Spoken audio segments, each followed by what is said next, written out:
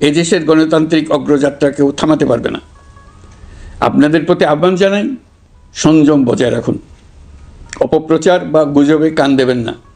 Fascist টেররিস্টরা যারা অস্থিরতা সৃষ্টি করতে চায়, আমরা অবশ্যই ঐক্যবদ্ধ হয়ে তাদের মোকাবেলা করব, তাদের ফাঁদে পা দেব না।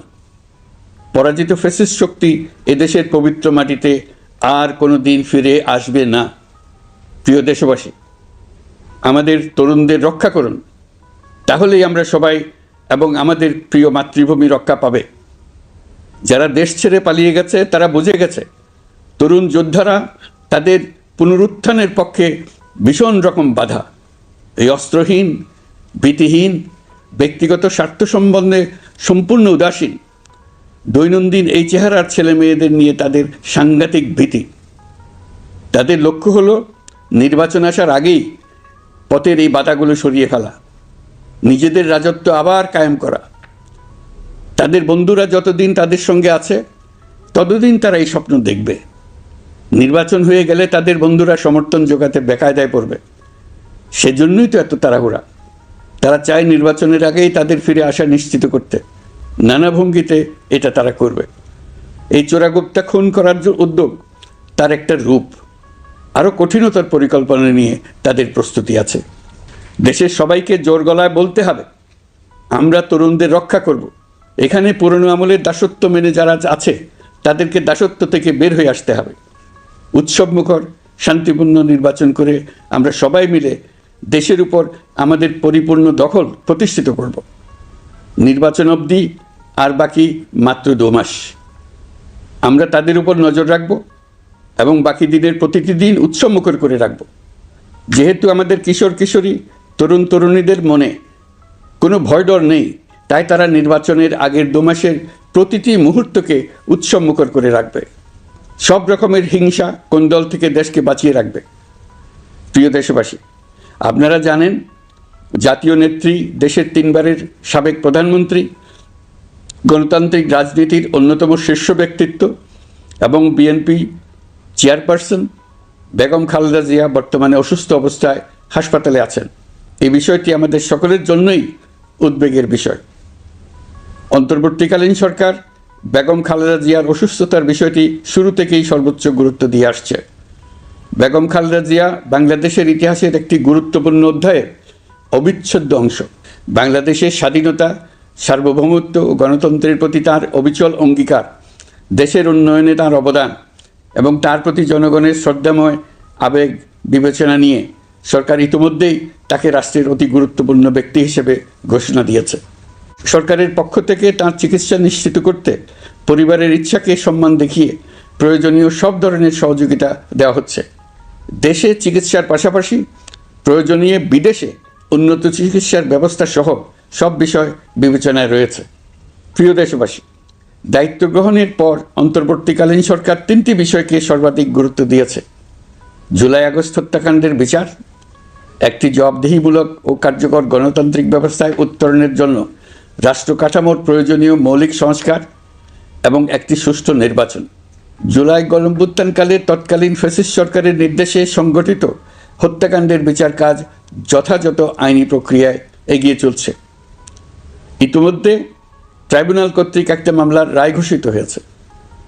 আন্তর্জাতিক অপরাধ ট্রাইব্যুনাল স্বাধীন ও স্বচ্ছ প্রমাণভিত্তিক বিচার প্রক্রিয়ার মাধ্যমে দেশের ছাত্র, শ্রমিক ও সাধারণ জনগণের উপর নির্বিচার হত্যাকাণ্ডের প্রধান নির্দেশদাতা হিসেবে পতিত ফ্যাসিস্ট সরকারের প্রধান শেখ হাসিনাকে মৃত্যুদণ্ড প্রদান করেছে। যথাযথ আইনি প্রক্রিয়া অংশ হিসেবে অভ্যুত্থানের পর পলাতক শেখ হাসিনা এবং এই মামলার সাজাপ্রাপ্ত অপর আসামি সাবেক স্বরাষ্ট্রমন্ত্রী আসাদুজ্জামান খানকে দেশে ফেরানোর জন্য সরকার আনুষ্ঠানিকভাবে ভারত সরকারকে অনুরোধ জানিয়েছে। প্রিয় দেশবাসী, ইতিমধ্যে বেশ কিছু প্রাতিষ্ঠানিক ও কাঠামোগত সংস্কার সম্পন্ন করা হয়েছে। কয়েক ডজন পুরনো আইন সংশোধন করা হয়েছে এবং বেশ কয়েকটি নতুন আইন প্রণয়ন করা হয়েছে। সংস্কারের সবচেয়ে বড় পদক্ষেপ হচ্ছে জুলাই জাতীয় সনদ। মৌলিক সাংবিধানিক সংস্কার নিশ্চিত করার জন্য এটি আদেশ আকারে জারি করা হয়েছে। জুলাই জাতীয় সনদ বাস্তবায়নে এখন নাগরিকদের অনুমোদন নেওয়ার পালা। তাই আগামী নির্বাচনে আপনাদের সিদ্ধান্ত অপরিসীম গুরুত্বপূর্ণ। গণতান্ত্রিক ভবিষ্যতের পথরেখা এখান থেকেই সূচিত হবে। আগামী সংসদ নির্বাচনের সময় একই সঙ্গে জুলাই জাতীয় সনদের উপর গণভোট অনুষ্ঠিত হবে। এই গণভোটে আপনারা হ্যাঁ না ভোটের মাধ্যমে সংস্কারের পক্ষে বা বিপক্ষে মতামত দিন। নির্বাচন কমিশন ইতিমধ্যে নির্বাচনের তফসিল ঘোষণা করেছে। আগামী 12ই ফেব্রুয়ারি সাধারণ নির্বাচন ও গণভোট অনুষ্ঠিত হবে। এই লক্ষ্যে যাবতীয় প্রস্তুতি চূড়ান্ত করা হয়েছে। সরকার নির্বাচন কমিশনকে সর্বাত্মক সহযোগিতা দিয়ে যাচ্ছে। প্রিয় দেশবাসী, এবারের নির্বাচন ও গণভোট বাংলাদেশের ভবিষ্যৎ পথরেখা নির্ধারণের এক ঐতিহাসিক মুহূর্ত। আমরা কোন ধরনের রাষ্ট্র প্রত্যাশা করি তা নির্ভর করবে গণভোটের ফলাফলের উপরে। এই ভোটের মাধ্যমে ঠিক হবে নতুন বাংলাদেশের চরিত্র, কাঠামো ও অগ্রযাত্রার গতিপথ। আমরা চাই এই নির্বাচন হোক সত্যিকার অর্থে উৎসবমুখর, অংশগ্রহণমূলক, শান্তিপূর্ণ এবং সর্বোপরি সুষ্ঠু। নির্বাচনকে ঘিরে নিরাপত্তা, প্রশাসনিক প্রস্তুতি, প্রযুক্তিগত সহায়তা এবং পর্যবেক্ষণের প্রতিটি ধাপকে আমরা অত্যন্ত গুরুত্বের সঙ্গে বিবেচনা করছি। একটি গ্রহণযোগ্য নির্বাচন আয়োজনের জন্য প্রয়োজনীয় সব ব্যবস্থা গ্রহণে আমরা প্রতিশ্রুতিবদ্ধ। একটি বিষয় বারবার মনে করিয়ে দিতে চাই, নতুন বাংলাদেশ গঠনের দায়িত্ব আমাদের সবার। আপনাদের মূল্যবান ভোটেই আমাদের রাষ্ট্রের ভবিষ্যৎ নির্ধারণ করবে।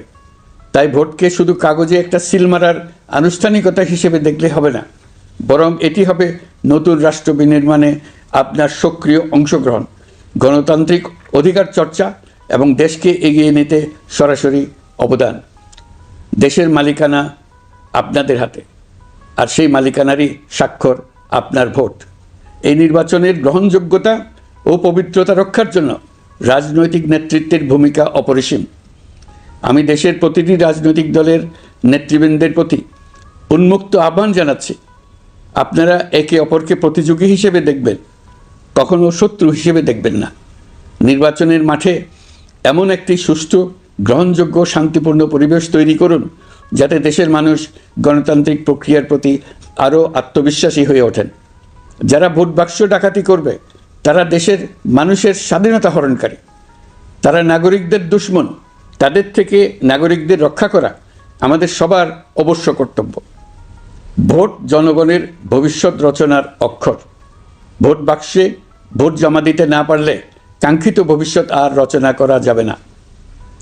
আপনার ভোট আপনি সযত্নে ভোট বাক্সে দিয়ে আসুন। কেউ বাধা সৃষ্টি করলে তাকে সুশৃঙ্খলভাবে প্রতিহত করুন। আইনশৃঙ্খলা বাহিনীর সহযোগিতা নিন।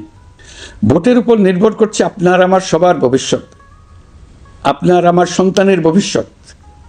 যোগ্য লোককে ভোট দেন, জাতির ভবিষ্যৎ নিশ্চিত করুন। মনে রাখবেন, ভোট রক্ষা করা দেশ রক্ষা করার সমান দায়িত্ব। ভোট রক্ষা করুন, দেশকে রক্ষা করুন। ভোট দেশকে এগিয়ে নিয়ে যাওয়ার গাড়ির চাকা। এই চাকা কাউকে চুরি করতে দেবেন না। আসন্ন জাতীয় নির্বাচন ও গণভোটকে সামনে রেখে প্রশাসনকে আরও কার্যকর, নিরপেক্ষ ও নির্বাচনী পরিবেশের উপযোগী করতে সরকার মাঠ প্রশাসন ও পুলিশ প্রশাসনে বেশ কিছু রদবদল করেছে। এই পরিবর্তনগুলো কারো প্রতি অনুরাগ বা বিরাগ প্রসূত নয়। এগুলো করা হয়েছে দক্ষতা, যোগ্যতা এবং পেশাগত সক্ষমতার ভিত্তিতে। আমাদের লক্ষ্য একটাই, দেশের প্রতিটি ভোটার যেন ভোট দিতে পারেন নিরাপদ পরিবেশে, ভয়মুক্ত মনে এবং সর্বোচ্চ স্বাধীনতায়। নির্বাচন কমিশন যদি মনে করে আরও কোনো পদক্ষেপ প্রয়োজন, তা কমিশন অবশ্যই গ্রহণ করবে। প্রিয় দেশবাসী, জুলাই সনদ জাতির ভবিষ্যৎ পথযাত্রার একটি ঐতিহাসিক দলিল। এই জনগণ সরাসরি সিদ্ধান্ত দিতে পারেন। এই গণভোট হবে বাংলাদেশের ইতিহাসে নতুন মাইলফলক। এখানে আপনাদের প্রতিটি ভোট আগামী দিনের রাষ্ট্র ব্যবস্থার ভিত্তি স্থাপন করবে। এবারের নির্বাচনটি অনেক বেশি গুরুত্বপূর্ণ, কারণ একই দিনে এবার দুটি ভোট, একটি সংসদ সদস্য নির্বাচনের ভোট আর একটি গণভোট, যার প্রভাব হবে শতবর্ষব্যাপী। কাজেই অবশ্যই ভোট দেন, ভবিষ্যৎ নিশ্চিত করুন। এর মাধ্যমে আপনারা জানিয়ে দিন, আপনারা কি জুলাই সনদের সংস্কার কাঠামোকে এগিয়ে নিতে চান কি চান না। আপনাদের ভোটই নির্ধারণ করবে রাষ্ট্র কোন পথে অগ্রসর হবে, প্রশাসন কোন কাঠামোয় পুনর্গঠিত হবে এবং নতুন বাংলাদেশ কেমন রূপ পাবে। প্রিয় দেশবাসী, আপনারা জানেন জুলাই অভ্যুত্থানের সময় আমাদের প্রবাসী ভাই বোনেরা কী তৎপরতার সঙ্গে এগিয়ে এসেছিলেন। ফেসিবাদের মসনদ গুড়িয়ে দিতে তারা অভূতপূর্ব ভূমিকা রেখেছেন। প্রবাসীদের এই ভূমিকা শুধু জুলাইয়েই নয়, আমরা দেখেছি 1971 সালের মহান স্বাধীনতা সংগ্রামের সময়ও। কিন্তু পরিতাপের বিষয় হচ্ছে আমাদের এই প্রবাসী ভাই বোনেরা কখনোই ভোটাধিকার পাননি। অন্তর্বর্তীকালীন সরকারের সক্রিয় উদ্যোগের ফলে প্রথমবারের মতো লাখো লাখো প্রবাসী এবার পোস্টাল ব্যালটের মাধ্যমে ভোট দিতে যাচ্ছেন। এর ফলে প্রবাসীরা অত্যন্ত আনন্দিত, আমরাও আনন্দিত। একই সঙ্গে অনেক প্রবাসী নানা জটিলতায় উদ্যোগে সামিল হতে না পেরে ব্যথিত। আপনাদের আবেগের প্রতি আমরা শ্রদ্ধা রেখে বলছি, এবারের যে ধারা শুরু হলো তা ভবিষ্যতে থামবে না। আগামীতে আপনারা সবাই এই প্রক্রিয়ায় সামিল হতে পারবেন। প্রিয় দেশবাসী, আজ আমি আপনাদের সামনে আমাদের রাষ্ট্রের ন্যায় বিচার, আইন শৃঙ্খলা ও মানবাধিকার পরিস্থিতির বিষয়ে কিছু গুরুত্বপূর্ণ অগ্রগতি তুলে ধরতে চাই। একটি আধুনিক, ন্যায়ভিত্তিক ও জবাবদিহিমূলক রাষ্ট্র প্রতিষ্ঠার জন্য বিচার বিভাগকে স্বাধীন করা অত্যাবশ্যক। বহুদিন ধরে বিচার বিভাগ প্রশাসনের বিভিন্ন কাঠামোগত সীমাবদ্ধতার কারণে তার পূর্ণ সম্ভাবনা অনুযায়ী কাজ করতে পারেনি। এটি জনগণের ন্যায় বিচার পাওয়ার অধিকারের বাধা সৃষ্টি করেছে আর রাষ্ট্রের উপর মানুষের আস্থাকেও দুর্বল করেছে।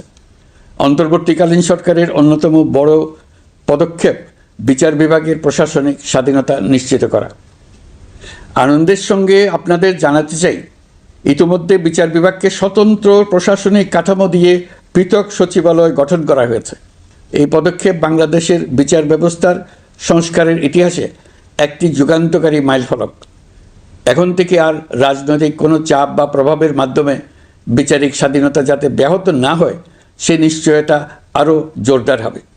প্রিয় দেশবাসী, আমাদের দেশের পুলিশ প্রশাসন দীর্ঘদিন ধরে নানা সমস্যার মুখোমুখি।